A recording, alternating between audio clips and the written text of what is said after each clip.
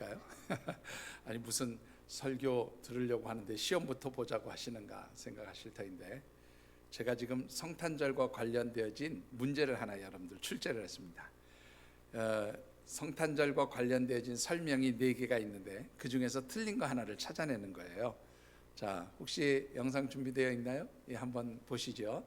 성탄절에 대한 설명입니다. 4가지 중에 잘못된 설명 1가지를 찾아보세요 하는 건데, 자, 여러분들 한번 보시죠. 설명이 필요한 게 있을까요? 1번, 성탄절은 예수님께서 이 땅에 오신 날, 태어나신 날이다. 예수님의 생일이다, 그런 말이죠. 2번째, 성탄절은 페르시아, 바사, 성경에는 바사라고 되어 있습니다. 바사에서 시작된 태양신 미트라의 축제일과 관련이 있다. 3번, 성탄절은 예수님께서 이 땅에 오심을 기념하는 날이다. 4번, 성탄절은 24절기 중 동지와 관련이 있는 날이다. 자, 문제가 어렵습니까? 수능 시험에 나오면 맞으실까요? 틀리셨을까요? 자, 여러분들에게 내드린 수능 시험이라고 생각하시고 한번 맞춰보시죠. 자, 제가 한번 일일이 부르겠습니다. 1번이 정답이라고 생각하시는 분 손 들어보세요. 1번이 정답이다. 예, 1번은 아무도 안 계시는군요. 1번이 정답. 예, 우리 이현욱 권사님하고 우리 저 뒤에, 예, 우리 집사님 손 드셨고, 우리 방 집사님도 손 드셨네. 예, 1번. 자, 2번이 정답이라고 생각하시면 2번이 정답. 2번. 예, 우리 이수민 성도 2번. 3번이 정답이라고 생각하시면. 방 집사님 왜 2번 손 들어요? 여기서 보니까 2번 손 드신 거예요. 1번 취소하고 3번으로 옮겼습니까? 자, 4번이 정답이라고 생각하십니다. 손 안 드신 분들은 다 눈치 보기입니까? 눈치 보지 마시고 찍으셔야 됩니다. 자, 손 내리시고요. 정답은 1번입니다. 1번. 예, 여러분들 전혀 생각 못했죠? 사실 성탄절 하면 모든 사람들이 다 무슨 생각을 하냐면 예수님 생일, 예수님 탄생하신 날이라 그렇게 생각을 합니다. 그런데 실제로 예수님이 몇 월 며칠에 태어났는지 아는 사람은 아무도 없어요. 하나님만 알고 계십니다. 그러면 이 성탄절 예수님의 탄생일이 왜 12월 25일이 됐느냐? 공식적인 문서를 보면 주후 354년, 그러니까 이 로마의 감독 리베리우스라고 하는 그 주교 교회의 감독이 있었던 시대인데요. 이때 공식적으로 남겨진 문서를 보니까 주후 354년부터 이 예수님의 생일이 되는 성탄절을 12월 25일로 지켰다, 그런 기록이 남아 있어요. 그럼 왜 12월 25일이냐?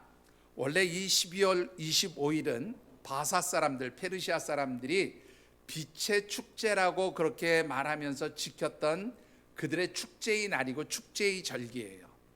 그럼 이 바사 사람들은 왜 12월 25일을 축제의 날로 지켰는가 하면, 여러분들 고대 국가들은 대부분 농경 국가들이었어요. 농사를 짓는 국가들이 대부분이었습니다. 그런데 이 농사와 관련되어졌을 때 특별히 태양의 그 일조량이 굉장히 중요하잖아요. 그래서 이 바사 사람들이 농사를 지으면서 무슨 신을 섬겼는가 하면 태양신을 섬겼는데, 이 태양신의 이름이 미트라라고 하는 이름을 가지고 있어요. 그래서 이 미트라를 섬기는 날, 축제의 날이 바로 이 미트라의 축제의 날인 12월 25일이고, 이 날을 가리켜서 뭐라고 불렀냐면 빛의 축제라 그렇게 불렀습니다. 자, 그러면 왜 12월 25일이 빛의 축제이고 이 태양신을 섬기는 사람들이 바로 빛의 날이라고 생각을 했느냐라는 것인데, 여러분들 12월 달에는 보통 24절기 중에 어떤 절기가 있는 날이에요? 동지가 있는 날이죠. 절기이죠. 자, 이 동지는 밤의 길이가 가장 길고 낮의 길이가 가장 짧은 날이 동지입니다. 이 동지가 지나면 그 다음부터 뭐가 길어져요? 낮의 길이가 길어지기 시작하죠. 낮의 길이가 길어진다는 것은 해가 뜨는 시간, 해가 비추는 시간이 길어지기 시작한다는 거예요. 그래서 해의 시간이, 태양의 시간이 늘어나는 바로 이 날이 바로 이제 동지 다음 날이 되는 거죠. 그런데 이 고대 페르시아 사람들은 동지를 우리는 지금 보통 12월 22일, 3일 요 어간에 지켜지죠. 근데 이때 당시는 그 동지가 지난 그 태양의 시간이 길어지는 날을 12월 25일로 본 거예요. 그래서 12월 25일이 바로 태양의 빛이 가장 이제 점점 커지기 시작하는 그런 날이다. 그래서 빛의 축제고 빛의 날이고 태양신을 섬기는 바로 축제의 날이었어요. 그러면 이 태양신을 섬기는 빛의 축제를 왜 예수님 생일에 갖다가 붙였느냐? 예수님은 세상에 무엇으로 오셨어요? 빛으로 오셨잖아요. 그러니까 태양신을 섬기는 그날을 세상에 비치신 예수님의 탄생일로 바꾸면서 더 이상 태양신을 섬기지 못하도록 태양신 대신에 예수님을 섬기도록 그렇게 만들었을 것이다 라고 그렇게 대부분의 학자들이 이야기를 합니다. 그래서 예수님의 탄생일이 12월 25일이 아니라 12월 25일은 예수님의 탄생을 기념하고 또 그날을 축하하는 그런 빛의 절기다, 이렇게 생각하고 만들어진 것이 성탄절입니다. 따라서 사실 우리가 성탄절을 예수님 탄생하신 날이라고 생각하면서 지키는 것보다는 사실 더 중요한 의미는 왜 예수님이 이 땅에 오셨는지 그 성탄절의 의미를 깊이 묵상하면서 그 의미에 따라서 성탄절을 지키는 것이 바로 더 이 성탄절을 바르게 준비하고 맞이하는 우리 성도들의 삶의 모습이 될 수 있다라고 그렇게 말씀을 드릴 수 있는 것이지요. 자, 그러면 이 성탄절에는 어떤 의미가 있을까요? 성탄절에는 아주 중요한 네 가지의 주제가 있어요. 이 예수님께서 이 땅에 오심으로 우리에게 주시는 아주 중요한 네 가지의 주제가 있는데 그 주제가 뭐냐면 사랑, 기쁨, 소망, 평강이에요. 예수님께서 이 땅에 오심으로 우리에게 사랑을 주셨고 하나님의 사랑을 보여주셨고 또 우리에게 삶의 기쁨을 주셨고 또 우리에게 평강을 주시고 우리에게 소망의 삶을 살게 해주셨다라고 하는 네 가지의 주제가 바로 이 예수님께서 이 땅에 오심으로 그렇게 보여주신 아주 중요한 성탄의 주제라 그렇게 말씀을 드릴 수가 있어요. 그래서 이 성탄절의 절기가 시작되어지는 대림절이 되면 여러분들 우리가 대림절 화환이라고 말하는 5개의 초를 세우고 이 화환을 만들게 돼요. 그러면 이 5개의 초는 어떤 의미가 있는가 하면 5개의 초 중에서 4개는 조금 작지요? 큰 초 하나보다 조금 낮아요. 그죠? 이 4개의 초는 바로 대강절 예수님께서 이 땅에 오심으로 우리에게 주신 그 4가지의 주제들을 상징하는 촛불이에요. 그래서 사랑의 촛불, 기쁨의 촛불, 소망의 촛불, 평강의 촛불 혹은 평화의 촛불이라고 그렇게 이름을 붙이게 되는 겁니다. 순서는 관계가 없어요. 무엇이 먼저 오든 나중에 오든 그것은 관계가 없고 바로 이 예수님께서 이 땅에 오심으로 사랑, 기쁨, 평강, 소망을 주셨다는 것을 상징하는 4개의 촛불에 불을 붙이는데 이게 한 주일에 하나씩 붙여가면서 이제 4개의 촛불을 붙이면 대림절 4주간이 지나게 되는 거예요. 그러면 마지막 가장 큰 초 하나는 무엇을 상징하는가 하면 이 흰색의 초는 바로 이 땅에 빛으로 오신 예수님을 상징하게 돼요. 그래서 이 예수님을 상징하는 마지막 5번째 촛불은 성탄절 아침에 불을 붙이게 됩니다. 그래서 이 5개의 촛불이 다 불이 붙여지게 되면 바로 성탄절의 의미를 빛으로 오신 예수님을 통해서 사랑과 기쁨과 평강과 소망을 누리는 삶을 살게 하신다고 하는 그 성탄절의 주제와 의미들이 완성되어지는 거예요. 자, 처음 들으셨나요? 들어보신 적이 있나요? 사실 왜 촛불을 켜는지 의미도 잘 모르는 채 그저 대강절이 되면 촛불 켜는구나 그렇게 생각하셨을 것인데 바로 이 대강절 화환과 촛불에는 이런 의미들이 있다라고 하는 것입니다. 좀 정리해서 말씀을 드리면 예수님께서 이 땅에 오심으로 인해서 우리는 하나님의 사랑을 누리게 되었고 또 이 근심과 또 평강이 없는 세상 속에서 기쁨과 평강의 삶을 살게 되었을 뿐만 아니라 이제 다시 오실 주님을 기다리면서 소망 가운데 살아가는 하나님 백성, 하나님의 자녀가 되었음을 묵상하는 절기가 바로 이 성탄의 절기라 그렇게 말씀을 드릴 수가 있습니다. 그래서 이 성탄의 절기가 시작되어지는 대림절 첫 번째 주일, 이제 이 성탄의 절기에 여러분들과 함께 묵상하는 말씀의 주제를 이렇게 정했습니다. 제가 운을 떼겠습니다. 같이 읽어보시죠. 성탄, 하나님의 자녀되게 하심으로 행복한 절기입니다. 예, 한 번 더 읽어보시죠. 성탄, 하나님의 자녀되게 하심으로 행복한 절기입니다. 예, 우리가 예수님께서 이 땅에 오심으로 인해서 우리가 하나님의 자녀가 되었고, 또 하나님의 자녀된 우리 성도들, 하나님의 백성들이 어떻게 이 주님의 오심을 기다리고 준비하는 그러한 삶을 살아야 하는가, 그것을 중심으로 해서 이 성탄의 절기의 말씀을 묵상해 보려고 합니다. 그리고 오늘 첫 번째로 여러분들에게 드리고 싶은 말씀은 바로 하나님께서 독생자 예수 그리스도를 내어주시는 그 사랑으로 인하여서 우리가 하나님의 자녀됨의 축복을 누리는 그런 은총을 누리게 되었다는 말씀 드리고 싶습니다. 오늘 우리에게 주신 하나님의 말씀은 사도 바울이 갈라디아 교회 성도들에게 보낸 편지 가운데 한 부분입니다. 오늘 이 말씀을 보면 왜 예수님께서 이 땅에 오셨는지 그 이유를 아주 분명하게 우리에게 가르쳐 주고 있습니다. 주신 말씀을 묵상하는 가운데 사랑하는 우리 모든 하늘샘 가족들이 내가 하나님으로부터 어떤 사랑을 받고 살아가는 사람인가, 이것을 깊이 깨닫고 이 성탄의 절기에 다시 한번 하나님의 사랑을 묵상해 보시는 그런 복된 역사 있게 되기를 주님의 이름으로 축원합니다. 자, 오늘 주신 말씀을 통해서 먼저 묵상해 보고 싶은 것은 예수님께서 이 땅에 오시기 전에 우리는 어떤 상태에 있었던 사람들인가 라고 하는 것입니다. 갈라디아서 4장 3절의 말씀을 같이 한번 받들어 읽어보겠습니다. 이와 같이 우리도 어렸을 때에 이 세상의 초등학문 아래에 있어서 종노릇 하였더니. 자, 여러분들 이 말씀 보시면 무슨 뜻인지 사실 이해가 잘 되지 않습니다. 여러분들 뭐라고 말씀하고 있어요? 이와 같이 우리도 어렸을 때에 이 세상의 초등학문 아래에 있어서 종노릇하였다. 굉장히 생소한 단어들이 툭툭 튀어나와요. 왜 우리가 어렸을 때에 이 초등학문에 종노릇했다는 말을 하는 것인가? 이건 풀어드리지 않으면 도무지 무슨 뜻인지 이해할 수 없습니다. 여러분들 여기서 초등학문이라고 표현되어진 이 단어는 스테이케이온이라고 하는 헬라어를 쓰는데요. 원래 이 스테이케이온은 이 로마 제국에서 당시 로마 제국의 문화를 지배하고 있던 그 헬라 문화와 그 헬라 문화의 영향 속에 있었던 헬라의 철학자들이 주장했던 뭐라 그럴까요? 세상에 가장 중요한 네 가지 요소가 있었다고 말을 하죠. 예를 들면 아리스토텔레스나 이런 소크라테스나 이런 철학자들이 살던 시대에 당시 헬라의 철학자들이 세상은 네 가지의 중요한 요소가 기본이 되어 있다, 그렇게 말했어요. 그 네 가지의 기본 요소가 무엇입니까? 여러분들이 아신 대로 한번 불러보시죠. 첫 번째는 뭐예요? 송명희 권사님 아실 것 같아요.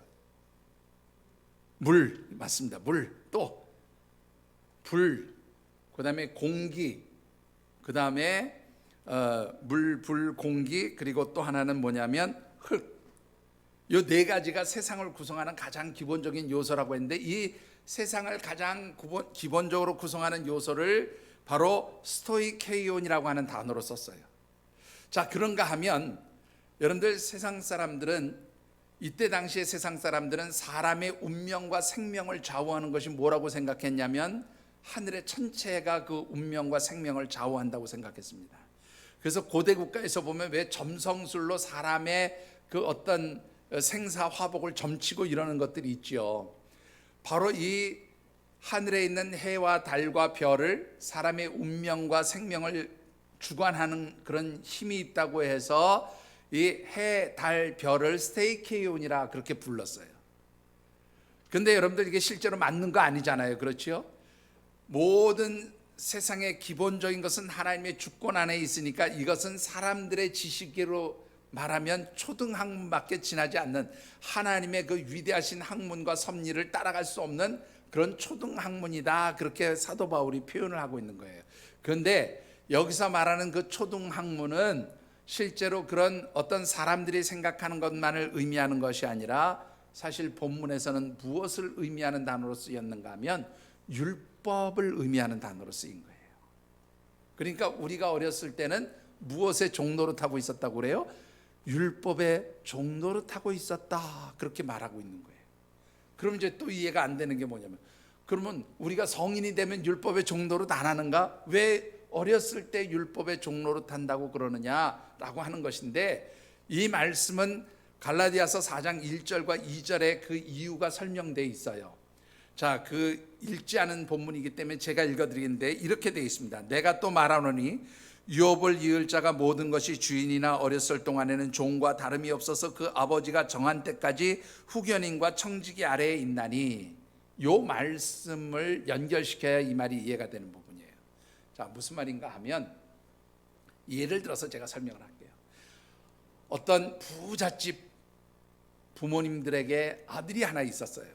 그런데 어느 날 갑자기 부모님이 사고를 당해서 이 아들 하나를 남겨놓고 부모님이 세상을 떠나게 됩니다.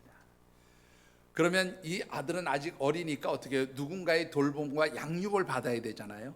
그 돌봄과 양육을 받을 동안에 그 자녀를 양육하는 사람을 이 갈라디아서 4장 1절에서는 후견인이라고 하는 말로 표현했어요. 자, 그리고 아버지가 또 많은 재산을 물려줬잖아요. 그런데 어린아이가 이 재산을 관리할 수 없어요. 그렇죠? 그러면 사기꾼들이 와서 이 재산 다 뺏어가고 도망갈 수 있잖아요. 그러니까 이 재산을 관리하는 그런 재산의 관리자를 두게 되어지는데, 이 관리자가 바로 뭐냐면 청지기예요. 그래서 위탁해서 양육을 받도록 후견인과 재산을 관리하는 청지기가 있는데, 문제는 뭐냐면 이 아이가 성인이 되기까지는 그 자기에게 물려준 권한, 아버지가 주어진 그 모든 재물이나 이런 것에 대한 권한을 사용할 수가 없어요. 그래서 이 청직이나 위탁되어진 그런 후견인에 의해서 모든 것이 좌우되니까, 이때 당시 이 아이는 후견인과 청직에 마치 종과 같은 그런 힘밖에 없었다 그 말이에요. 근데 성인이 되고 나면 그 모든 것이 이제 누구의 권리가 돼요? 자신의 권리가 되잖아요. 바로 그것을 비유하면서 우리가 예수님 오시기 전에는 우리도 마치 율법의 종노릇하는 것처럼 그렇게 영적으로 어린아이와 같이 그렇게 노예로 살아가게 되었다, 그런 말이에요. 그러니까 이 말을 정리해 보면, 예수님께서 이 땅에 오시기 전까지 우리는 율법의 종노릇하는 존재였습니다, 이런 말인 것이지요. 자, 그러면 여러분들 이제 한 가지 생각해 보십시다. 우리가 무엇의 종노릇한다고요? 율법의 종노릇한다고 말씀을 해요. 그럼 도대체 율법이라는 게 뭐냐라는 거예요. 율법이 어떤 역할을 하기에 우리가 율법의 종노릇을 하게 되느냐라는 것인데, 로마서 3장 20절에 이렇게 말씀하고 있습니다. 같이 받들어 읽어보겠습니다. 그러므로 율법의 행위로 그의 앞에 의롭다 하심을 얻을 육체가 없나니 율법으로는 죄를 깨달음이니라. 자, 율법으로는 무엇을 얻을 수 없어요? 의롭다 하심을 얻을 수가 없으니, 율법으로는 오직 무엇만을 깨닫게 되어진다? 죄만을 깨닫게 된다. 죄가 무엇이라는 것을 알게 하는 것이 바로 율법의 역할, 율법의 기능이다, 그렇게 말씀하는 거예요. 자, 좀 설명이 필요하겠죠. 여러분들 성경에 보면 많은 율법들이 있습니다. 구약시대에 특별히 하나님께서 주신 많은 율법들이 있어요. 그렇죠? 십계명을 기본으로 주시고, 또 그 십계명에 따른 여러 가지 부수적인 계명들을 613개를 주셨어요. 그런 계명들을 보면 여러분들 그 계명들을 다 지켜 행하면서 살아야 되는 거죠. 그런데 여러분들 그 율법에 기록되어진 모든 계명들대로 여러분들 다 살 수 있으신지요? 아멘 소리가 안 나오시는 거예요. 여러분들 하나님의 율법에 이렇게 해야 너희들이 의롭게 된다, 이렇게 해야 의롭게 된다, 이렇게 해야 의롭게 된다, 이렇게 사는 것이 내 백성답게 사는 것이다 라고 하는 그 수많은 율법을 주셨는데, 그 율법을 여러분들 다 지키실 수 있으십니까? 없어요. 그러니까 율법에는 의롭게 되기 위해서는 어떠한 행위를 해야 된다라고 그렇게 규정을 지어놨단 말이에요. 그래서 우리가 그 율법을 지켜서 그 행위를 하면서 그런 율법에서 말씀하고 있는 대로 살아가려고 하다 보니까 결국 한계에 부딪히게 돼요. 어떤 한계에 부딪힙니까? 율법대로 살 수 없다는 한계에 부딪히게 되어지는 것이죠. 그래서 율법을 통해서는, 곧 행함을 통해서는 의롭게 될 수 없다고 하는 그런 한계를 깨닫게 되고, 그러면 이제 율법을 지키지 못했으니까 나는 뭐가 되는 거예요? 죄인이 되는 거죠. 이해가 되십니까? 그래서 율법의 역할은 우리를 구원해주고 우리를 의롭게 하는 것이 아니라 우리가 죄인됨을 알게 하는 그런 역할을 하는 것이다 라는 겁니다. 문제는요, 율법을 지키려고 그렇게 어떤 행위를 굉장히 중요하게 생각하면서 살다가 한계에 부딪히게 되면 결국 우리가 어떤 현상에 빠지게 됩니까? 갈라디아서 3장 10절의 말씀을 같이 받들어 읽어보겠습니다. 갈라디아서 3장 10절이에요. 무릇 율법 행위에 속한 자들은 저주 아래에 있나니 기록된 바 누구든지 율법 책에 기록된 대로 모든 일을 항상 행하지 아니하는 자는 저주 아래에 있는 자라 하였습니다. 자, 여러분들 무서운 단어가 나와요. 저주받을 자다 이런 얘기가 나오는데요. 여기에 있는 말씀이 무슨 뜻입니까? 율법의 행위 아래에 있는 자는 저주 아래에 있다. 율법의 행위에 속한 자들은 저주 아래에 있다. 이 말은 뭐예요? 율법에 있는 그 행위대로 하려고 하다 보니 결국 그 행위를 이루지 못해요. 그것을 완벽하게 지키지 못해요. 그래서 그 결과로 우리는 죄인의 길에 들어가게 되고, 죄인의 길에 들어가게 된다는 것은 저주에 빠지게 된다 그런 말이에요. 사실 이 갈라디아서 3장 10절에 있는 말씀 중에서 중요한 말은 신명기 27장 26절의 말씀을 인용한 건데요. 이 신명기 27장 26절의 말씀과 앞에 보면 어떤 내용들이 나오냐면, 모세가 이제 이스라엘 백성들에게 마지막 설교를 하면서 당부를 하는 내용이 기록되어 있는데, 그 내용이 이런 겁니다. 너희가 가나안 땅에 들어가게 되면 이스라엘 백성들의 절반은 그리심산에 세우고, 축복의 산이에요. 절반은 에발산에 세우고, 그 다음에 이건 저주의 산이죠. 그리고 나서 하나님의 율법을 쫙 불러주면서 이 율법을 지켜 행하는 자들에게는 복이 있을 것이다 라고 그렇게 시청각 교육을 시키는 내용이 기록되어져 있어요. 그리고 또 이 율법대로 지키지 않는 자는 저주가 임할 것이다. 그러면 그것을 또 시청각으로 그렇게 에발산과 그리심산을 통해서 가르치는 일들을 하라고 그렇게 마지막 당부를 하고 있는 거예요. 그런데 그 중에서 신명기 27장 26절의 말씀은 뭐라고 되어 있는가 하면, 이 율법의 말씀을 실행하지 않는 자에게 저주를 받을 것이라 할 것이요 모든 백성은 아멘 할지니라. 요 말씀을 지금 인용해 가지고 온 거예요. 여러분들 한번 생각해 보시죠. 내가 아무리 하나님 말씀 율법대로 살지 못한다고 하나님께서 저주가 있을지어다 그러면 여러분들이 아멘 하시겠습니까? 왜 아무도 대답이 없으시죠? 이 율법대로 행하는 자에게 복이 있을지어다, 이 말은 아멘 하시네요. 그죠? 근데 이 율법대로 살지 못하면 저주가 임할 것이다, 저주가 있을지어다, 왜 아멘 안 하세요? 이것도 하나님 말씀인데. 여러분들, 우리가 율법을 지켜 행하며 그것으로 의롭게 되려고 하는 그런 삶을 살게 되다 보면 결국은 어떻게 해요? 내 스스로가 한계에 부딪히는 거예요. 그래서 내 스스로가 어떻게 해요?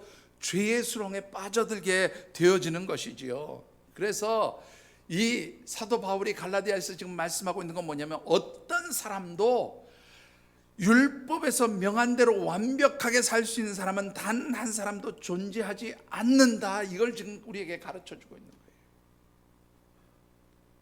그리고 이 율법의 말씀대로 살지 못할 때 결국 우리는 무엇 가운데 빠지게 되는 거예요? 저주 가운데 빠지게 되는 거죠. 문제는 이 율법의 저주 아래서 우리가 어떻게 벗어날 수 있느냐라는 거예요. 여러분들, 율법에 있는 그 모든 행위대로 우리가 지켜 행하지 못해서 율법의 저주를 받은 자들이 되었다라는 말을 다른 말로 바꾸면 죄의 사슬 가운데 놓여져 있다라는 거예요. 죄의 사슬에 묶여 있다는 말이에요. 그럼 이 죄의 사슬을 벗어나야 되는데 자신의 힘으로는, 인간의 능력으로는 이 죄의 사슬에서 벗어날 수 있는 어떤 방법도 없다라는 겁니다. 그러면 어떻게 해요? 벗어나지 못하게 되면 그 결과는 무엇입니까, 여러분들? 죄의 삭은 사망인 거예요. 죽음의 굴레에 들어가게 되는 거예요. 바로 이 율법의 저주에서 벗어나도록 하기 위해서 하나님이 어떤 일을 행하셨습니까? 여러분들, 오늘 본문 말씀 가운데 우리 4절 말씀을 같이 한번 받들어 읽어보겠습니다. 4절입니다. 때가 차매 하나님이 그 아들을 보내사 여자에게서 나게 하시고 율법 아래에 나게 하신 것은. 자, 이거 이게 갈라디아서 4장이 되게 어려운 부분이어서 오늘 여러분들에게 좀 차근차근 설명을 드리는데, 때가 차매 하나님께서 때가 되었다고 생각하시고 그 아들 예수 그리스도를 보내주셨다는 거예요. 근데 이 아들을 보내셨다는 말이 상징하는 것은 뭐냐면 예수 그리스도의 신성을 강조하는 말입니다. 예수님은 하나님의 아들이셨고 하나님과 동등된 분으로서 그분에게는 어떠한 죄와 허물도 없는 완벽하신 하나님이십니다. 완벽한 참신이십니다 라는 의미가 바로 아들을 보내셨다는 그 말 가운데 담겨진 거예요. 그러면 반대로 여자에게 나게 하시고 또 율법 아래 나게 하셨다라는 의미는 무엇일까요? 이것은 인간의 유한성을 상징하는 말이에요. 여러분들, 모든 인간은 어머니를 통해서 이 땅에 태어나게 됩니다. 그러죠? 육신을 입게 되는 거죠. 그런데 모든 사람, 어머니를 통해서 이 땅에 태어난 모든 인간은 뭐예요? 의인이 있습니까? 없습니까? 의인은 없나니 하나도 없나니 모든 사람이 죄로 인해서 하나님의 영광에 이르지 못하게 되었다고 로마서는 우리에게 말씀하고 있어요. 그럼 모든 사람은 다 죄인이에요. 그러죠? 그런데 예수님은 어떻게 해요? 앞서 말씀드렸지만 어떤 죄도 허물도 없는 완벽한 하나님이신데 그 예수님이 인간의 몸을 입고 오셨어요. 죄가 없는데 죄인의 몸을 입고 오셨다 그 말입니다. 그리고 또 율법 아래 서게 하셨다는 것은 그 율법 아래에서 율법에 따라서 옳고 그름을 판단받는 위치에 놓이셨다 그 말이에요. 그러면 여러분들, 예수님이 율법상 잘못이 있는 분이에요? 없는 분이에요? 없는 분이란 말이에요. 죄도 없고 허물도 없고 아무런 흠과 티가 없는 분인데 죄인의 몸이 되어지는 인간의 몸으로 입고 율법으로 판단되는 그런 자리에 들어가게 하셨다라는 것은 어떤 의미가 있습니까? 바로 참되신 하나님께서, 아무런 죄와 허물도 없는 하나님께서 인간의 몸을 입고 오셔서 우리를 대신해서 그 율법의 저주, 율법의 그 저주로 인해서 영원한 죄와 사망 가운데 들어간 것을 예수님이 대신 어떻게 해요? 담당하셨다, 그런 말인 것입니다. 그래서 이 예수님을 보내어 주신 이 사건을 사도 요한은 요한일서 4장 9절에 뭐라고 표현하고 있습니까? 여러분들, 요한일서 4장 9절의 말씀을 같이 받들어 읽어보십시다.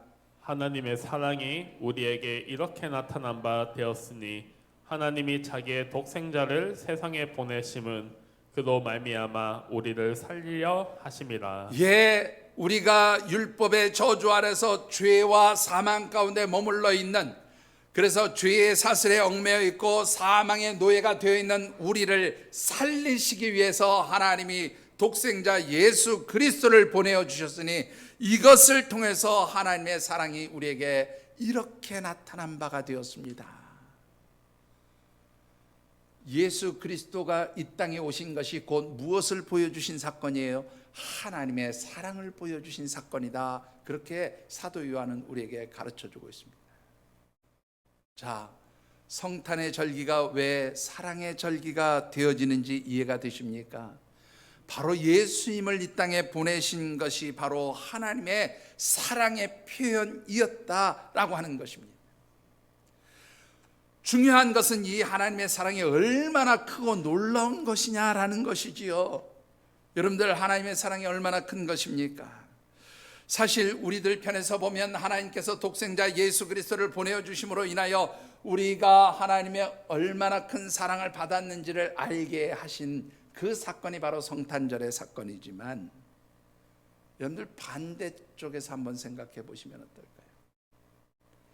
하나님께서는 우리에게 사랑을 표현하시기 위해서 누구를 내어주셔요? 독생자 예수 그리스도를 내어주셨다는 것입니다. 그리고 그 독생자 예수 그리스도를 어떻게 해요? 십자가에 죽기까지 희생시키시고 그렇게 고통당하게 하심으로 인해서 우리를 구원하시게 된 거죠. 따라서 이 예수님이 이 땅에 오신 이 성탄절의 사건은 사실 그래서 무엇과 밀접하게 연결이 되어 있어요? 바로 예수님의 십자가 사건과 밀접하게 연결되어 있는 거예요. 대부분의 사람들이 이 성탄절이 되면 우리 예수님이 우리를 구원하시기 위해서 오셨다고 기뻐합니다. 즐거워합니다. 그런데 정작 그 예수님을 보내신 하나님의 마음과 하나님의 생각과 하나님의 아픔에 대해서 생각하지 않는다라는 거예요. 여러분들, 하나님께서 우리 주님을 이 세상에 보내어 주신 것은 바로 우리를 사랑하시기 때문에 하나님 자신이 스스로 고통당하셨고 하나님 자신이 스스로 슬픔을 겪으셨고 하나님 자신이 스스로 고통당하신 사건이 바로 이 성탄절의 사건임을 잊지 않게 되기를 주님의 이름으로 축원합니다.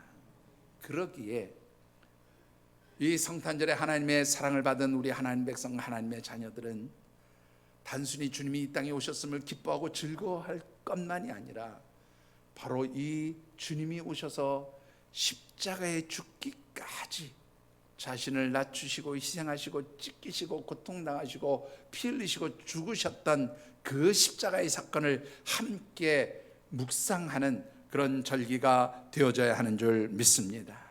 사랑하는 성도 여러분, 하나님의 사랑을 받으신 성도이십니까? 그렇다면 하나님의 마음과 그 아픔과 슬픔과 고통을 생각하시면서 다시 한번 깊이 경건과 절제의 삶을 통하여 우리 주님이 이 땅에 오심을 기다리고 준비하는 귀한 믿음의 가족들이 되어지시기를 주님의 이름으로 축원합니다. 자, 그러면 하나님께서 독생자 예수 그리스도를 내어주심을 통해서 우리에게 이루어 주신 일이 무엇입니까? 오늘 본문 5절의 말씀을 보면 두 가지를 이루어 주셨다고 말씀합니다. 5절을 같이 한번 받들어 읽어보겠습니다. 율법 아래에 있는 자들을 속량하시고 우리로 아들의 명분을 얻게 하려 하심이라. 예, 첫 번째는 율법 아래에 있는 자들을 속량하셨다고 말씀합니다. 이 속량하셨다는 것은 대신 값을 치르셨다는 거예요. 여러분들 잘 아신 대로 이 대신 값을 치렀다는 게 무엇입니까? 조금 전에도 말씀드렸지만 우리가 율법의 저주 아래서 죄와 사망 가운데 놓여져 있었어요. 그래서 에베소서 2장에 보면 뭐라고 되어 있습니까?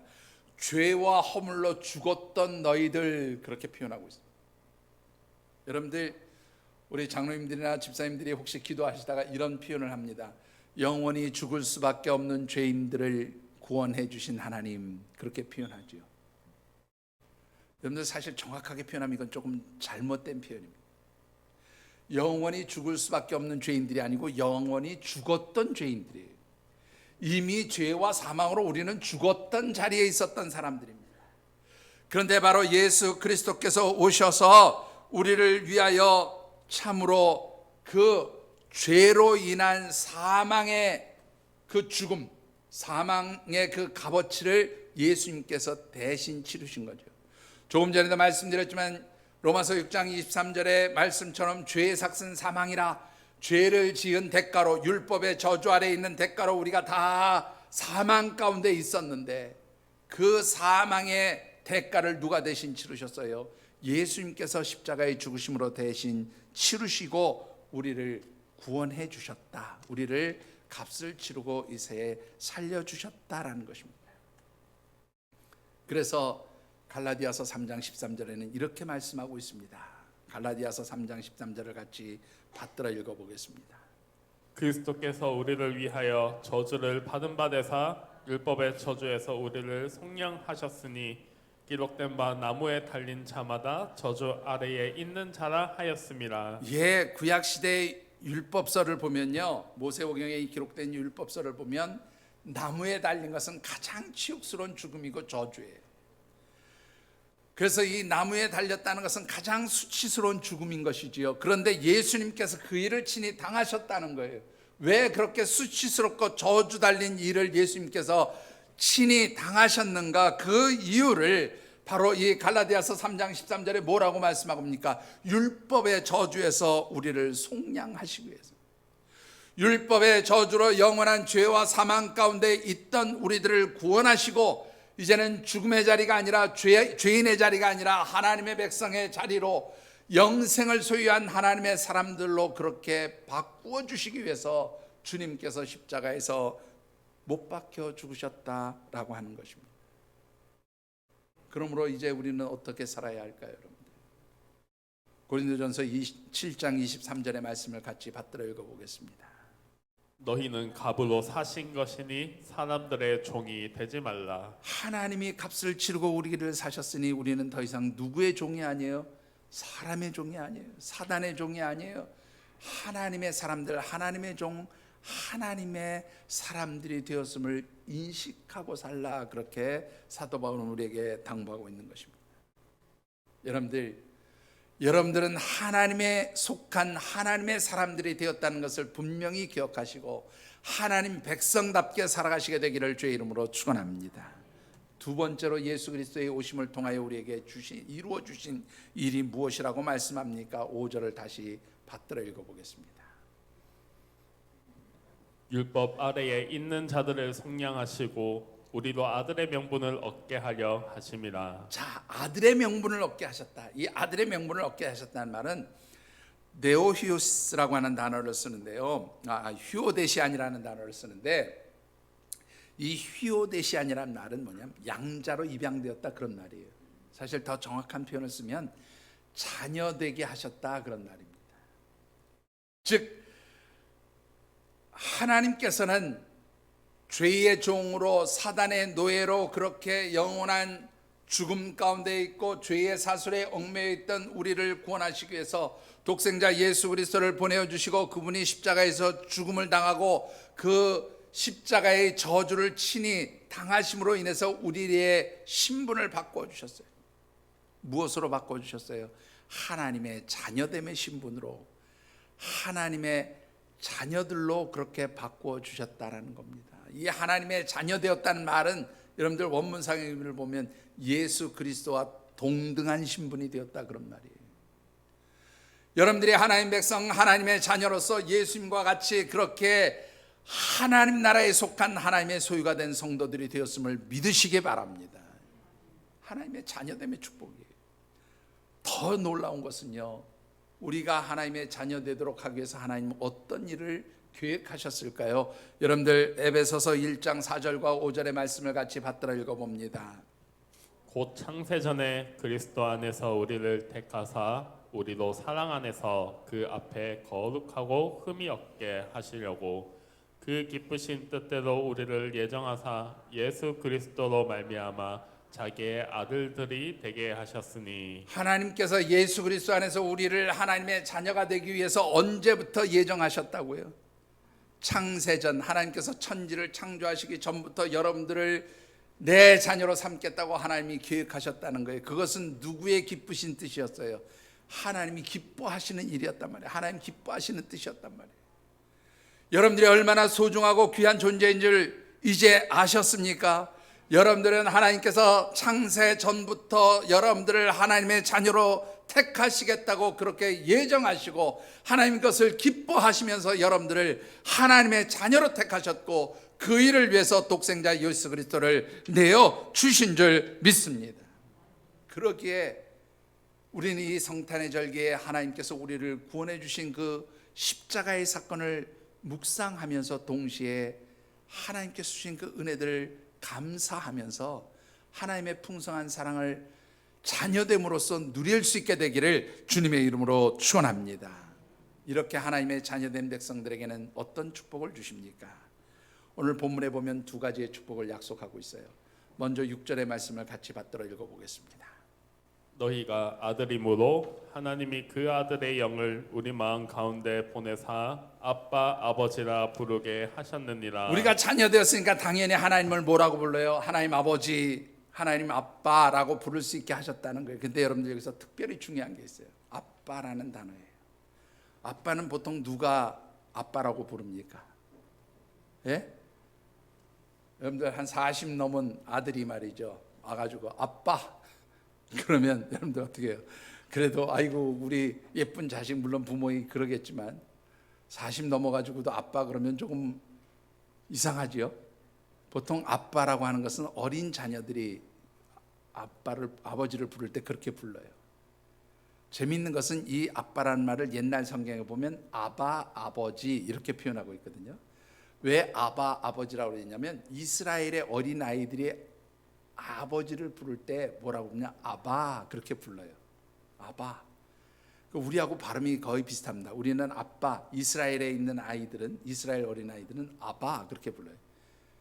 그래서 예수님이 하나님 부를 때 아바, 아버지여 이렇게 불렀던 것이 하나님 아빠, 하나님 아버지여 이렇게 불렀다는 말과 똑같은 말이에요.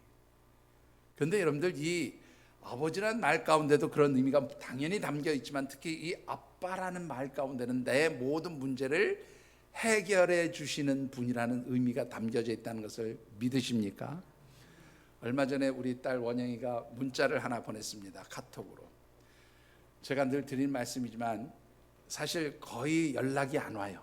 아이들이 보통은 저희가 먼저 전화를 하든지 문자를 보내든지 통화되냐 뭐하냐 뭐 지금 통화할 수 있냐 이렇게 보내지, 절대로 먼저 연락을 하는 경우는 거의 드물어요. 근데 먼저 연락을 해오는 경우가 있어요.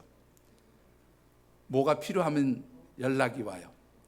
우리 원영이가 생전 뭐 얼마 전부터 아빠 내가 몇 개월은 혼자 잘 할 수 있어요. 뭐 알바한 거 뭐 이렇게 먹고 저렇게 먹으면 생활비 안 보내주셔도 몇 달은 버틸 수 있어요. 그러더니 그 몇 달 중에서 반도 안 지나가서 문자가 하나 왔어요.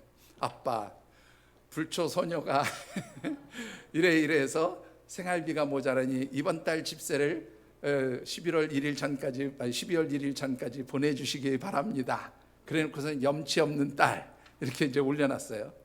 중요한 건 뭐냐면 그 요구가 보면 딱 뭐냐면 말은 염치 없는 딸이지만 아주 당당해요. 왜? 아빠니까 책임져 달라 이거예요. 그죠? 여러분들 하나님 앞에 여러분들이 그런 당당함을 가지고 사십니까? 자신이 없으신가 보군요. 여러분들 하나님께서 여러분들의 아빠가 되심을 믿으십니까? 그렇다면 여러분들의 모든 문제가 하나님 손안에서 해결되어짐을 믿으시기 바랍니다. 그게 바로 아빠로 하나님을 부를 수 있는 하나님의 백성들이 누리는 축복이라고 하는 사실이죠. 여러분들 하나님을 아빠라 부를 수 있는 그러한 하나님 자녀가 되었음을 감사하시면서 여러분들 하나님 앞에 여러분들의 문제를 내어놓고 해결 안 받는 그런 복된 역사가 이 성탄의 절기에 임하시게 되기를 주님의 이름으로 축원합니다. 두 번째로는요, 하나님 어떤 축복을 주신다고 말씀합니까? 7절의 말씀을 같이 받들어 읽어보겠습니다. 그러므로 내가 이후로는 종이 아니요 아들이니 아들이면 하나님으로 말미암아 유업을 받을 자리라. 예, 종이 아니라 뭐라고요? 아들 곧 자녀 되게 하셨으니 자녀가 되었다는 말은 하나님으로 인하여 유업을 받을 자가 되었다. 이 유업을 이을 자라는 말을 우리말로 정확하게 표현하면 상속자라는 뜻이에요. 상속자라는 말은요, 뭔가 부모로부터 물려받았을 때 상속자라는 표현을 써요. 그죠? 우리 이미옥 전사님이, 제가 죄송합니다. 이게 갑자기 또 들이대서 죄송한데, 우리 이미옥 전도사님이 방장님한테 항상 주장하는 게 뭔지 아세요? 나는 상속녀야. 맞죠, 방장님? 예? 그 공개적으로 얘기하셨어요. 나는 상속녀야. 나는 대단히 많은 것을 상속받은 줄 알았어요. 얼마 상속받았냐면 500만 원 상속받으셨대. 어쨌든 그래도 상속녀예요. 뭔가 받으셨으니까. 그죠? 여러분들, 우리의 부모님들이 우리에게 줄 수 있는 것은 한계가 있어요. 그런데 오늘 이 말씀을 보면 우리가 하나님의 백성, 하나님의 자녀가 되는 순간 우리는 무엇을 받는 사람이 되었어요? 하나님 것을 유업으로 하나님 것을 상속받을 수 있는 하나님의 백성들이 되었음을 말씀하고 있는 것이죠. 여러분들 하나님이 가지신 모든 것을 상속받는다는 것을 다른 말로 바꾸면 여러분들 어떤 뜻입니까? 여러분들 하나님 나라의 모든 좋은 것을 우리에게 주신다는 의미가 있어요. 그래서 로마서 8장을 보면, 혹시 목사님 찾으셔서 준비해 놓으셨나요? 로마서 8장을 같이 한번 받들어 읽어보겠습니다. 제가 오전에 32절을 23절로 착각해가지고 32절입니다. 같이 읽어보시죠. 자기 아들을 아끼지 아니하시고 우리 모든 사람을 위하여 내주신 이가 어찌 그 아들과 함께 모든 것을 우리에게 주시지 아니하겠느냐. 하나님께서 가장 귀한 독생자까지도 내어주셨는데 그보다 더 귀한 것이 뭐가 있겠어요? 그러니까 독생자를 내어주신 하나님께서는 하나님 가지신 모든 좋은 것을 다 누구에게 주신다고요? 하나님의 백성된 여러분들, 하나님의 자녀된 여러분들에게 주시는 줄 믿으시기 바랍니다. 그래서 에베소서 1장 3절에서는 또 이렇게도 말씀합니다. 뭐라고 말씀하고 있습니까? 찬송하리로다 하나님 곧 우리 주 예수 그리스도의 아버지께서 그리스도 안에서 하늘에 속한 모든 신령한 복을 우리에게 주시되. 하나님의 자녀가 된 사람들에게는 하나님 모든 좋은 것을 주시는데 하늘의 신령한 복을 주시겠다고 말씀하셔요. 여러분들 어떻게 사십니까? 요즘 어떻게 사세요? 어려운데 사업도 잘 안 되고 직장에서는 잘릴 것 같고 뭐 이런 것 저런 것 때문에 불안하고 맨날 없어서 그렇게 주눅 들어서 사십니까? 여러분들의 신분을 다시 한번 분명히 하시게 되기를 주의 이름으로 축원합니다. 여러분들은 하나님께서 모든 좋은 것을 주시는 하나님의 백성, 하나님의 자녀, 하나님의 택한 하나님의 사람들이 되었음을 믿으시기 바랍니다. 비록 하나님께서 때때로 고통을 주실지라도 그 고통 뒤에는 반드시 하나님 주시는 축복이 따라온다는 사실을 알고 계실 줄 믿습니다. 그래서 하나님의 백성들은 어려움이 있을지라도 당당한 거예요. 하나님의 백성들은 힘든 일이 생겨도 당당한 거예요. 왜? 이것이 끝나면 그 뒤에는 하나님 주시는 은혜가 있고 축복이 있기 때문인 줄 믿습니다. 말씀을 맺습니다. 꽤 오래전 얘기입니다. 제가 예전에도 이 얘기 한번 했는데 아주 이 말씀에 적절한 예와 같아서 제가 한 번 더 말씀드립니다. 2005년 8월 25일 오후 3시 20분경에 인천에서 LA로 출발하기 위해서 이륙했던 비행기가 10분 만에 인천공항으로 다시 회항하는 일이 생겼어요. 비행기가 고장나서 그랬을까요? 그랬으면 출발 자체를 못했을 겁니다. 근데 이륙한 지 10분 만에 비행기를 돌리게 되는데 이유는 딱 한 가지였어요. 이륙해서 10분쯤 지났을 때 강원도 원주 상공에 비행기가 떠 있었는데 갑작스럽게 4살 된 여자아이가 39도의 고열과 함께 의식을 잃으면서 혼수 상태에 빠지게 된 겁니다. 깜짝 놀랐죠. 승객들이 다 놀랐습니다. 특별히 그 승무원들이 급하게 방송을 합니다. 혹시 기내에 의사 선생님 계시면 잠시 좀 우리에게로 와주십시오. 다행히 의사 선생님이 있었어요. 그래서 그 혼수 상태에 빠진, 고열과 함께 혼수 상태에 빠진 여자아이에게 가서 보니까 4살 된 아이였는데 단순한 감기였는데 이 비행기를 타고 높은 고도에 올라가게 되니까 기압의 차이로 인해서 감기가 마치 악화된 것처럼 그렇게 보였던 거예요. 그래서 더 열이 올라가고 또 이 의식을 잃는 그런 상태로 빠지게 된 겁니다. 의사 선생님 말씀이 사실은 심각한 문제는 아니지만 어린아이이기 때문에 이 비행기를 타고 미국까지 가는 장시간 10시간 이상의 여행을 하는 그것은 어른과는 달리 어려운 일이다. 그러면 이 아이는 사실은 이 아이를 위해서는 빨리 여행을 할 것이 아니라 중단하고 내려가서 치료를 받고 회복이 되는 것이 더 중요하다. 그렇게 의사로서의 소견을 내게 됩니다. 그 소식을 들은 이 기장이 승객들에게 양해를 구합니다. 지금 이러이러해서 4살 된 소녀가 위급한 상황에 빠졌습니다. 그래서 부득불 이 비행기를 돌려서 이제 다시금 인천공항으로 돌아가야 되겠습니다. 그렇게 승객들에게 양해를 구했어요. 어떤 승객 하나도 불평을 토하는 승객들이 없었습니다. 그리고 비행기를 돌려서 인천공항으로 돌아오는데 문제는 뭐냐면 여러분들 이 인천공항에서 미국까지 가려면 엄청난 그 항공유를 채워야 되죠. 그 항공유가 있어야, 그러니까 쉽게 말하면 비행기 연료가 있어야 미국까지 갈 수 있는 거예요. 당시에 이 비행기 안에는 얼마 정도의 연료가 채워져 있었냐면 72.6톤의 그 항공유, 비행기 연료가 가득 채워져 있었습니다.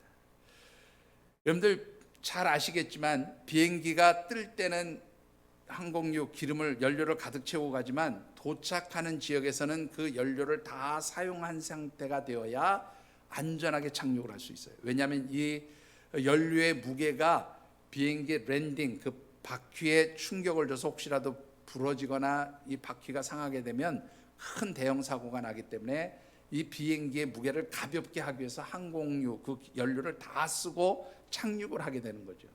그런데 문제는 지금 비행기가 10분밖에 비행을 하지 않은 상태에서 돌아오게 된 겁니다.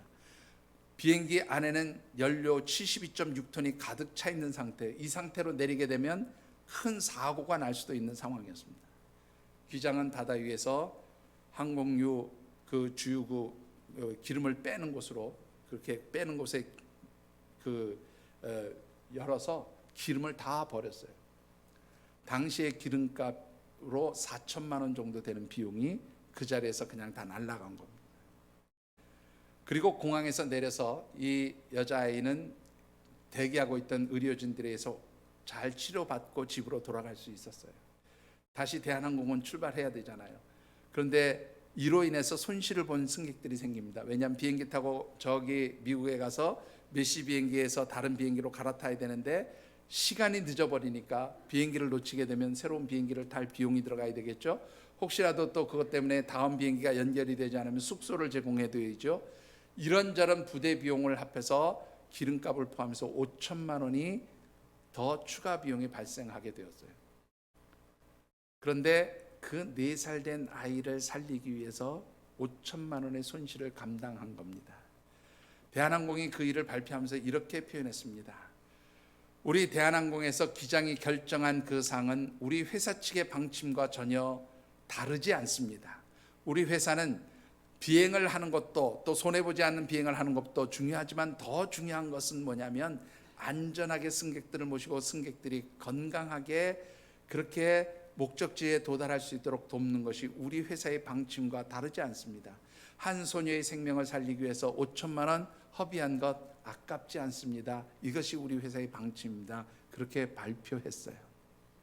여러분들 어떻습니까? 지금도 5천만 원이면 작은 돈이 아닙니다. 2005년도에 5천만 원의 값어치는 아마 지금보다 몇 배의 값어치를 더 가지고 있었을 것입니다. 그럼에도 불구하고 한 소녀의 생명을 살리기 위해서 5천만 원이라는 돈이 아깝지 않았다는 거예요. 여러분들 어떻게 생각하십니까? 하나님께서는 우리를 구원하시기 위해서 천하보다 귀한 한 생명을 구원하시기 위해서 5천만 원보다 더 큰 가장 사랑하는 아들 독생자 예수 그리스도를 내어주시고 희생시키셨다는 거예요. 이것이 바로 성탄절이 우리에게 주는 하나님 사랑의 표현인 것입니다. 사랑하는 성도 여러분, 바로 이 놀라운 하나님의 사랑을 받은 하나님의 백성으로서 이 성탄의 절기에 다시 한번 아들을 내어주신 그 하나님의 아픔과 고통 속에 담겨진 그 사랑을 기억하면서 성탄의 절기이지만 주님의 십자가를 묵상하며 경건과 절제로 하나님의 자녀됨의 축복을 누리시는 그러한 복된 역사가 있게 되기를 주님의 이름으로 축원합니다. 기도하겠습니다. 오늘 주신 말씀 붙들고 각자 느끼고 깨닫는 대로 결단하며 기도하는 시간 같습니다. 하나님, 정말로 나는 아무것도 아닌 그런 존재인 줄 알았는데 하나님 나를 자녀 삼으시기 위해서 태초부터 예정하시고 그 일들을 이루시기 위해서 가장 사랑하는 아들 독생자 예수 그리스도를 내어주시고 희생케 하신 그 놀라운 사랑을 이 성탄의 절기에 다시 한번 깊이 묵상하고 깨닫습니다. 우리를 위해서 십자가에 죽기까지 내어주셨던, 자신의 몸을 내어주셨던 우리 주님의 그 사랑, 그 독생자를 내어주셨던 우리 하나님의 사랑을 깊이 묵상하면서 하나님, 저희들이 성탄의 절기에 다시 한번 하나님의 사랑을 깊이 묵상하는 시간이 되게 하시고 또 그 하나님 사랑을 깊이 누릴 수 있는 자녀로서 그렇게 하나님 기쁘시게 하는 성탄의 절기가 되도록 저희들을 붙들어 주시고 도와주시옵소서. 우리 각자 느끼고 깨닫는 대로 결단하며 기도하는 시간 같습니다. 사랑의 아버지 하나님,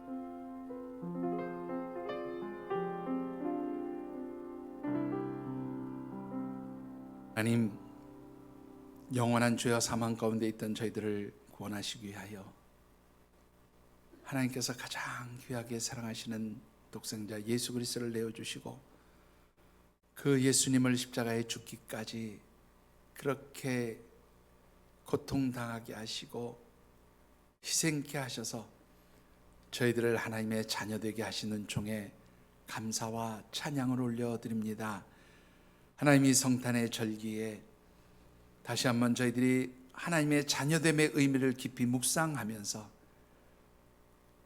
그 풍성한 사랑을 우리에게 주신 그 하나님의 고통과 아픔, 눈물까지도 생각하며 이 성탄의 절기를 보낼 수 있는 저희들이 되도록 하나님 도우시고 인도하여 주시옵소서.